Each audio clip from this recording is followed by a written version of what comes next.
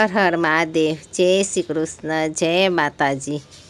ભગવાન શિવ સ્તંભ રૂપે પ્રગટ્યા એ દિવસ એટલે માગસર મહિનામાં આવતું આદ્રા નક્ષત્ર। માગસર મહિનો આદ્રા નક્ષત્રના દિવસે જે વ્યક્તિ શિવલિંગના દર્શન, પૂજન, અભિષેક, દીપદાન કરે છે એને અનંત પુણ્ય ફળની પ્રાપ્તિ થાય છે।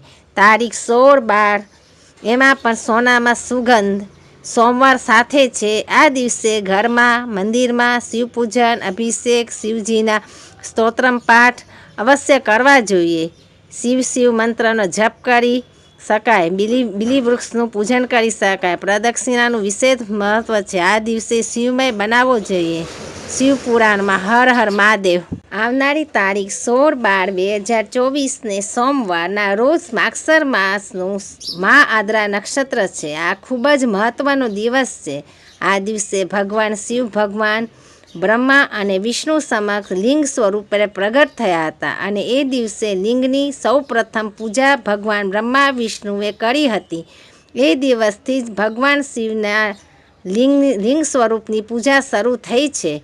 આ વખતે આ નક્ષત્ર તારીખ સોમવારે 16/12/2024ના છે, માટે બધાએ શિવ પૂજા કરવી, શિવ દર્શન કરવા, મંદિરે જવું। એ દિવસે શિવલિંગના દર્શનનું કહી જ ન શકાય એટલું મહત્ત્વ છે।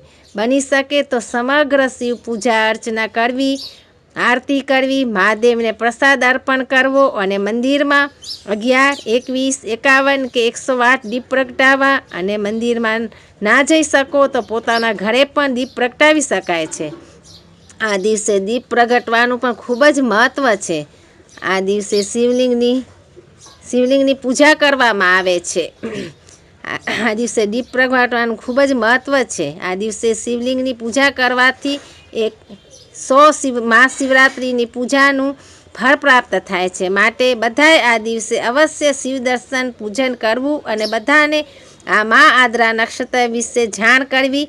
આ દિવસનું ખૂબ જ મહત્ત્વ છે। આની જાણ તમારા દ્વારા જેટલા લોકોને મળશે એટલી બધી કૃપા તમારા પર વધારે થશે। હર હર મહાદેવ। 100 મહાશિવરાત્રિની પૂજા કરો તેટલું જ પુણ્ય ફક્ત એક દિવસ શિવજીની પૂજા કરવાથી પ્રાપ્ત થાય છે અને તે દિવસ એટલે માગસર માસ આદ્રા નક્ષત્ર છે। જય શ્રી કૃષ્ણ। હર હર મહાદેવ। ઓમ નમઃ શિવાય, ઓમ નમઃ શિવાય, ઓમ નમઃ શિવાય।